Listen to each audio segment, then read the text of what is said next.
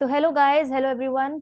आज की वीडियो में हम बात करेंगे फटाफट क्रिप्टो की दुनिया में क्या चल रहा है उस पे चलते हैं। क्या न्यूज़ सामने आई है, कौन कौन सी बड़ी न्यूज़ है उस पे बात करते हैं। तो सबसे पहले यहाँ पे इथीरियम की जो न्यूज़ है, को फाउंडर जो इसके विटालिक ब्यूटेरिन है, उन्होंने $1 मिलियन के ईथ कॉइन बेस को ट्रांसफर किए हैं, कॉइन बेस को भेजे हैं। मतलब करीब करीब 600 ईथ इन्होंने ट्रांसफर किए हैं। और यहाँ पे जैसे ईथर स्कैन पे शो हो रहा है, तो विटेलिक डॉट ईथ यहाँ पे लिखा हुआ है। और यहाँ पे विटेलिक के जो वॉलेट है उससे जो भी ये वॉलेट एड्रेस है इस पे गए हैं। अब ऐसा क्यों किया है, इसके बहुत सारे लोग अपने ही तर्क दे रहे हैं। कुछ लोग कह रहे हैं क्योंकि ये बहुत बड़ा क्वेश्चन है कि ऐसा क्यों किया। तो बहुत सारे लोग यहाँ पे अपना ही लगे हुए हैं, कुछ कोई कोई थ्योरी दे रहे हैं कि इसने अपने डेट को पे ऑफ करना था इसलिए ऐसा कुछ किया। ये डंप करना चाहता था ईथर को, क्योंकि पहले से ही क्रिप्टो मार्केट पूरी की पूरी गिरी पड़ी है। और दूसरे कुछ लोग ये कह रहे हैं कि जो इनका कॉइन बेस पे इनका जो न्यू लेयर 2 ब्लॉकचेन बेस है, तो ये इथीरियम ब्लॉकचेन के ऊपर है, तो इस वजह से कॉइन बेस पे 600 ईथ ट्रांसफर किए गए। और अब तीसरी बात यहाँ पे कुछ लोग ये कह रहे हैं कि कॉइन बेस पे इसने इसलिए ट्रांसफर किए हैं क्योंकि इसे कॉन्फिडेंस है कि ईथर के ऊपर, क्योंकि बहुत सारे जो लोग हैं वो अपना एसेट क्लास चेंज कर रहे हैं, ये जो पास्ट वीक में जो भी कुछ क्रिप्टो की दुनिया में चल रहा है उससे रिलेटेड। तो दूसरी बड़ी खबर ये है कि इथीरियम से रिलेटेड ही अगेन, तो इथीरियम का जो फ्यूचर ईटीएफ है, ईथर का जो फ्यूचर ईटीएफ है, वो एसईसी ने अप्रूव करना है अक्टूबर में, जो कि खबर सुनने में आ रहा है। तो जैसे कि 2021 में जब बिटकॉइन का फ्यूचर ईटीएफ आया था, तो ऐसे ही यहाँ पे ईथर का जो फ्यूचर ईटीएफ है ये एसईसी अप्रूव कर रही है। और इसमें एसईसी के लिए कोई बड़ी बात नहीं है, क्योंकि जैसा कि हमारा ये अभी क्रिप्टो की दुनिया में जो भी चल रहा है, अभी डाउन है सब कुछ, बेयरिश पूरी मार्केट हुई पड़ी है। तो उसे देखकर एसईसी ने बोला है कि मतलब इथीरियम जो कि अच्छा खासा अभी चल रहा है, इसका प्राइस इतना भी नहीं गिरा है जितना बिटकॉइन का गिर चुका है। तो उसको देख के इन्होंने यहाँ पे सोचा है कि हम अप्रूव कर ले, ऐसा कुछ यहाँ पे कहा जा रहा है। अब आप जानते हैं कि 2021 में जब बिटकॉइन का फ्यूचर ईटीएफ हुआ था, तो बिटकॉइन के लिए बहुत ही बढ़िया चीज थी, बहुत ही ऊपर गया था प्राइस। तो ऐसे ही यहाँ पे हम कह सकते हैं कि इथीरियम का अगर यहाँ पे अप्रूव हो जाता है अक्टूबर में, तो इथीरियम के लिए, इथीरियम प्रोजेक्ट के लिए, इथर के लिए बहुत ही बढ़िया चीज हो जाएगी। और जैसा कि अभी क्रिप्टो की मार्केट में चल रहा है बेरिश पूरा, तो थोड़ा बुलिश हमें देखने को मिले अगर ये अप्रूव होता है। लेकिन अभी ये क्लियर नहीं है, इट रिमेन्स अनक्लियर कि कौन सा ईटीएफ एप्लीकेशन एसईसी अप्रूव करेगी, क्योंकि 16 कंपनीज ने यहाँ पे फाइल किया था। तो अब इसमें से ये नहीं पता कि कौन सा अप्रूव हो। तो अगर ऐसा कुछ होता है तो बहुत ही बढ़िया रहेगा। अब चलते हैं थोड़ा सा और, कि स्पॉट बिटकॉइन ईटीएफ के बारे में आप सुन रहे होंगे कि इतनी सारी कंपनीज ने यहाँ पे अपना एप्लीकेशन फाइल की है एसईसी को, और अभी तक एसईसी ने कोई जवाब नहीं दिया है। राइट। तो यही चल रहा है बस, और 2024 तक डेडलाइन है कि उनको देना ही पड़ेगा ब्लैक रॉक को और बाकी जितने भी प्रो शेयर्स है, जितनी भी कंपनीज है जो भी लिस्टेड है, तो जिनका बिटकॉइन फ्यूचर्स ऑलरेडी एक्सेप्टेड हो चुका था, वही कंपनीज अब बिटकॉइन स्पॉट ईटीएफ यहाँ पे अप्लाई कर रहे हैं। तो देखते हैं कि इनका कब तक होता है। और अगर ऐसा कुछ होता है, स्पॉट बिटकॉइन ईटीएफ यहाँ पे अप्रूव होता है, तो बहुत ही अच्छी खबर रहेगी मार्केट के लिए भी, और बिटकॉइन के लिए तो रहेगी ही। अब चलते हैं फटाफट तीसरी बड़ी खबर पर। फाइनेंस से रिलेटेड बड़ी खबर ये आ रही है कि अब यहाँ पे लीगल एक्शन लेंगे अपने जो पेमेंट प्रोवाइडर है उसके अगेंस्ट। पेमेंट प्रोवाइडर यही checkout.com जो इनका था, जिन्होंने अब बाइनेंस के साथ अपना जो भी पार्टनरशिप है उसे ब्रेक कर दिया है, टर्मिनेट कर दिया है अपनी पार्टनरशिप को। क्योंकि बहुत सारे आरोप बाइनेंस पे लगा रहे हैं ये, जैसे एंटी मनी लॉन्ड्रिंग का इन्होंने मेजर्स यहाँ पे दिए थे कि इनको ये करना चाहिए, इनके ऊपर ये सैंक्शन लगाए, बहुत सारे जुरिस्डिक्शन इन पे लगाए जा रहे हैं। लेकिन बाइनेंस इसके खिलाफ क्या बोलते हैं कि वी डू नॉट एग्री, कि जो भी चेकआउट ने बताया है, जो भी हमारे बारे में बोला है, कि ये सब कुछ गलत है। और बाइनेंस का जो स्पोक्स पर्सन है उसने ये चीज बोली है कि इनके ये सब कुछ करने से, डिस्प्यूट करने से हमारा जो भी ऑन रैंप ऑफ रैंप है सर्विसेज एक्सचेंज पे अफेक्ट नहीं होगी। और दूसरी बात यहाँ पे ये आ जाती है कि जो इनका checkout.com था, इसके साथ साथ यहाँ पे पे सेफ जो पेमेंट सोल्यूशन था, यूरोप की कंपनी थी, तो इन्होंने भी यहाँ पे पार्टनरशिप की थी बाइनेंस के साथ जून में। और यहाँ पे इन्होंने भी डिसकंटिन्यू कर दिया है अपना जो भी यूरो बैंकिंग पार्टनर है इसके साथ। तो इसका जो बाइनेंस कनेक्ट था वो यहाँ पे बंद हो चुका है, क्योंकि 2022 में लॉन्च हुआ था। बाइनेंस कनेक्ट क्या करता था? बाइनेंस कनेक्ट अगर आपको नहीं पता तो ये एक प्लेटफॉर्म था जहाँ पे 50 से भी ज्यादा क्रिप्टो करेंसीज और फिएट ट्रांजेक्शन्स होती थी। तो जितने भी क्रिप्टो फॉर्म्स थे, ट्रेडिशनल फाइनेंशियल सिस्टम थे, यहाँ पे ये इनका ब्रिज था कि जितने भी फिएट करेंसीज है उससे हम एक्सचेंज कर सकते हैं क्रिप्टो करेंसीज में। लेकिन अब ये बंद हो चुका है, जिसकी वजह से बाइनेंस को बहुत कुछ फेस करना पड़ रहा है। लेकिन ये बोल रही है कि अब हम इनके खिलाफ, अपने पेमेंट प्रोवाइडर के खिलाफ यहाँ पे लीगल एक्शन लेंगे। और अगर आपको याद होगा कि एसईसी ने बाइनेंस के खिलाफ 13 चार्जेस लगाए थे जून में, क्योंकि इन्होंने बहुत कुछ ऐसा किया था जो भी इसके अंडर है, चार्जेस के अंडर। तो यहाँ पे स्यू किया था एसईसी ने इनको, और इसके साथ साथ सीएफटीसी ने भी स्यू किया था बाइनेंस को। तो अगर आपको याद होगा मार्च में ये चीज भी हुई थी बाइनेंस के साथ। तो इस चक्कर में बहुत कुछ ऐसा बाइनेंस को फेस करना पड़ रहा है, और बहुत सारे लोगों का यहाँ पे भरोसा डगमगा रहा है कि बीएनबी का प्राइस क्या होने वाला है फिर, जब इतना कुछ इसके साथ हो रहा है और ऊपर से क्रिप्टो क्रैश भी हो रखा है।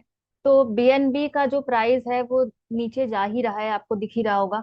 लेकिन इतना कुछ होने के बाद क्या रहेगा प्राइस, क्या होगा, स्पेकुलेशन इतना कुछ यहाँ पे लोग स्पेकुलेट कर रहे हैं। तो बहुत चीज यहाँ पे आ जाती है बाइनेंस से रिलेटेड कि क्या होने वाला है आने वाले टाइम में। अब बढ़ते हैं दूसरी खबर की तरफ। तो बड़ी खबर यहाँ पे आती है चाइना को लेकर। हम सभी जानते हैं कि चाइना सबसे अ, खतरनाक इकॉनमी है, लेकिन अब यही इकॉनमी डिफ्लेशन फेस कर रही है। मतलब इसका जो युआन है उसका प्राइस कम हो रहा है, उसकी प्राइस की वैल्यू कम हो रही है। और इसकी वजह से क्रिप्टो मार्केट में बहुत बहुत कुछ हो रहा है, बहुत कुछ आपको देखने को मिल रहा है कि प्राइस कम क्यों हो रहा है, जो क्रिप्टो मार्केट है वो नीचे क्यों जा रही है। दूसरी चीज यहाँ पे चाइना में ये हो रही है कि अभी एवरग्रांडे ने अपना बैंकरप्सी फाइल किया था यूएस में। और ऐसी प्रॉपर्टी सेक्टर में और भी, मतलब 40% जो प्रॉपर्टी डेवलपर्स है वहां पे बैंकरप्ट हो चुके हैं। तो बहुत कुछ चल रहा है चाइना में, और चाइना बहुत कुछ छुपाती है, हम सभी जानते हैं। अभी उन्होंने अनएम्प्लॉयमेंट की जो डेटा है उसको भी छुपाया है। 20% से ज्यादा के अनएम्प्लॉयमेंट डेटा वहां पे गायब है, मतलब 20% से ज्यादा अनएम्प्लॉयमेंट चाइना में है, और ये चीज वो छुपा रहे हैं। और बहुत कुछ चल रहा है चाइना में जिसकी वजह से इनका जो डिफ्लेशन हो रहा है इनका युआन का, और ये पूरी इकॉनमी सेकंड लार्जेस्ट इकॉनमी है, जिसकी वजह से हर सेक्टर पे इफेक्ट पड़ेगा ही पड़ेगा, चाहे वो क्रिप्टो हो, चाहे वो दूसरे सेक्टर्स क्यों ना हो। तो यहाँ पे थोड़ा चाइना से रिलेटेड बात कर लेते हैं और थोड़ी, कि चाइना में जो एक्सपोर्ट है वो भी 14.5% यहाँ पे कम हुआ है। और ऊपर से यहाँ पे अनएम्प्लॉयमेंट जो थी वो भी बढ़ चुकी है 21.3% से जून में, जो कि इन्होंने डेटा दिखाया नहीं था। ऊपर से इनका जो डेट है वो भी 282% जीडीपी का इनका बढ़ चुका है, जिसकी वजह से बहुत यहाँ पे सोचने का यहाँ पे चीज आ जाती है कि इनकी ऊपर से डोमेस्टिक डिमांड भी कम हो रही है, क्योंकि इन्होंने जो स्कूल कॉलेजेस वगैरह है सब कुछ बंद कर दिया था, जिसकी वजह से जो परचेजिंग कैपेसिटी है, जो कि डोमेस्टिक जो कि ग्रोथ है वो यहाँ पे वीक हो रही है, क्योंकि लोग यहाँ पे कंज्यूमर जो है वो स्पेंड नहीं कर रहे। इकोनॉमिक डाउन होने की वजह से जो S&P 500 है उसका भी 1.2% ये फॉल हुआ था ट्यूसडे में, जब हमने क्रिप्टो का देखा था, जब सब जितने भी कॉइन्स थे, करेंसीज थी, मतलब सब कुछ रेड हुआ पड़ा था। तो वहां पे जितने भी इंडेक्सेस है, जितना भी एक्सचेंजेस है स्टॉक मार्केट में भी, तो वो भी गिरे ही थे, तो चाइना के एवरग्रांडे की वजह से, क्योंकि उन्होंने बैंकरप्सी यहाँ पे फाइल की थी। और ऊपर से अगर मैं बात करूँ यहाँ पे, क्योंकि यहाँ पे स्लो डाउन हो रहा है चाइना की इकोनॉमी में मैन्युफैक्चरिंग को लेकर, तो इंडिया जो है वो इम्पोर्टर है चाइना की, चाहे वो मेटल है लेकर, चाहे वो अदर कमोडिटीज को लेकर। अगर रिड्यूस प्राइस पे यहाँ पे इंपोर्ट करती है इंडिया तो अच्छी बात है। लेकिन अगर उन्होंने मेटल को यहाँ पे एक्सपोर्ट करना और बाकी कमोडिटीज को स्लो कर दिया डोमेस्टिक डिमांड की वजह से, तो इंडिया में कमोडिटी के जो प्राइस है वो बढ़ जाएगा। तो यहाँ पे इंडिया को ये चीज फेस करनी पड़ सकती है, बिकॉज हो तो सभी जगह रहा है चाइना की वजह से, क्योंकि चाइना बहुत जगह पे एक्सपोर्ट करता था। अब चलते हैं दूसरी न्यूज के ऊपर। तो अब चलते हैं नेक्स्ट न्यूज के ऊपर। इथीरियम से रिलेटेड है ये। इथीरियम के लिए ये न्यूज बहुत ही अच्छी है, बहुत अच्छी चल रही है, क्योंकि जैसे इनका जो न्यूअर लेयर 2 चल रहा है बेस, और जी सिंक एरा जो इनका चल रहा है, ये अट्रैक्शन गेन कर रहा है। बहुत बूम पे ये आने वाली है, जैसे इनके हालात यहाँ पे दिख रहे हैं। 400% से यहाँ पे इथीरियम मेननेट पे यहाँ पे ग्रोथ होगी, जिसकी वजह से इथीरियम का यू नो पूरा का पूरा प्रोजेक्ट और ग्रो होगा, और इसका प्राइस भी ग्रो होगा। अभी फ्यूचर ईटीएफ की बात भी मैंने करी थी, और अब यहाँ पे लेयर 2 की वजह से इथीरियम का जो पूरा पूरा इकोसिस्टम है वो ग्रो हो सकता है, क्योंकि यहाँ पे आपको बताया जा रहा है कि ऑल टाइम हाई 50.83 TPS से यहाँ पे ट्रांजेक्शन हो रही है, जो कि अभी तक जो आर्बिट्रम है और ऑप्टिमिज्म है उसमें नहीं देखने को मिली थी। ये जो भी नई लेयर 2 है यहाँ पे चैलेंज कर रही है इन दोनों को, इन दोनों लेयर 2 को। और यहाँ पे एक फ्रेंड डॉट टेक नाम का एक प्रोजेक्ट है, जो कि इथीरियम ब्लॉकचेन पे बहुत पॉपुलैरिटी ग्रैब कर रहा है। इसके ऊपर वीडियो ऑलरेडी बन चुकी है, आप उसको देख सकते हैं। फ्रेंड डॉट टेक, पता नहीं ये कब तक चलने वाला है, कब तक रहने वाला है, लेकिन फिलहाल ये न्यूज अभी आई है।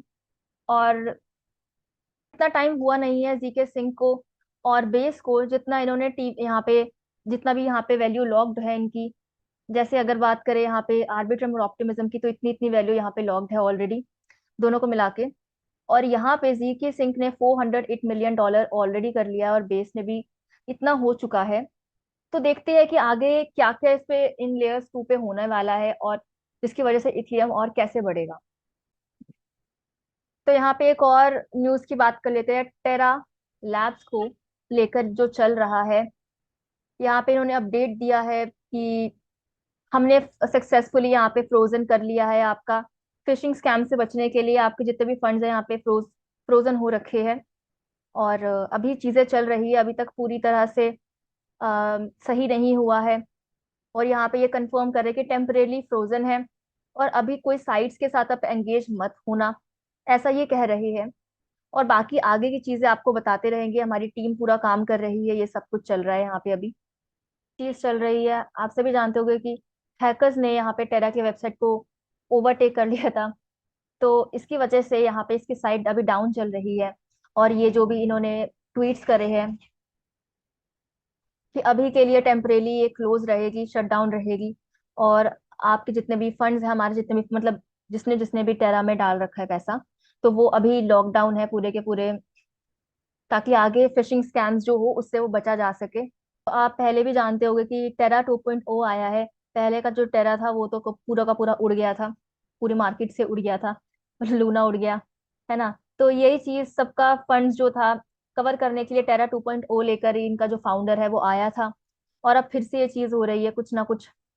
तो एक बंदा यहाँ पे बोल रहा है कि आ, यहाँ पे कि if you are still in Terra ecosystem, I have little sympathy for you। तो ये सब कुछ चल रहा है टेरा से रिलेटेड। बाकी यहीं तक थी आज की न्यूज। आई होप आपको कुछ आज सीखने को मिला होगा। बहुत सारी न्यूज वैसे तो आती रहती है, तो please subscribe our YouTube channel. और जितनी भी वीडियोस है, चाहे वो क्रिप्टो न्यूज से रिलेटेड है, वो किसी प्रोजेक्ट से रिलेटेड है, आप उसे शेयर कीजिए अपने दोस्तों के साथ, ताकि उन्हें भी क्रिप्टो मार्केट के बारे में पता चले कि क्या चल रहा है। और देखते हैं कि बुल मार्केट कितनी जल्दी हमें देखने को मिलने वाला है। तब तक के लिए बाय बाय, टेक केयर।